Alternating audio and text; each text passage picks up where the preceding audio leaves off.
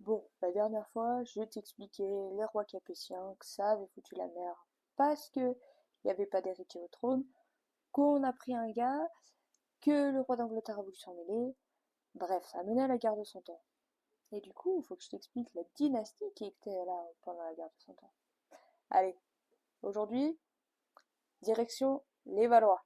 Bon, alors comme je t'expliquais, pendant la guerre de Cent Ans, le roi qui est venu sur le trône en France, c'est Philippe VI, qui va régner de 1328 à 1350. Alors lui, il n'a pas fait de majeur, à part le fait que le roi d'Angleterre lui a dit non, non, non, non, non, c'est moi qui prends la place. Et c'est ce qui a créé la guerre de Cent Ans, quoi.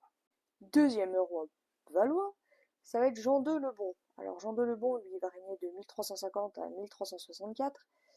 Sauf que on se demande un peu son règne, ce qu'il a fait, parce qu'à part se faire kidnapper par les Anglais à la bataille de Poitiers et se faire enfermer à Londres pendant 4 ans, il n'y a pas eu grand chose, quoi.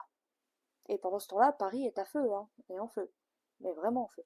Bon, on enchaîne avec Charles V, dit le Sage. Alors lui, ça va être le stratège.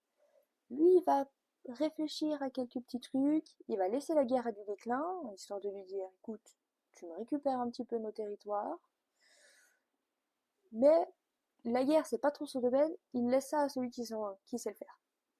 Et il va régner de 1364 à 1380. Et alors, après lui, là, c'est la débandade. Charles VI, le fou. Mais quand je dis fou, c'est que le gars, il était pété du bocal. Lui, il va régner de 1380 à 1422. Ça fait quand même long.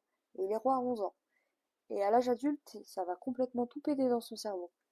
Ouais, il va dire qu'il était en vert et il va finir par signer un traité avec les Anglais qui dit qu'à sa mort, son fils n'est pas roi, mais que l'Anglais est roi.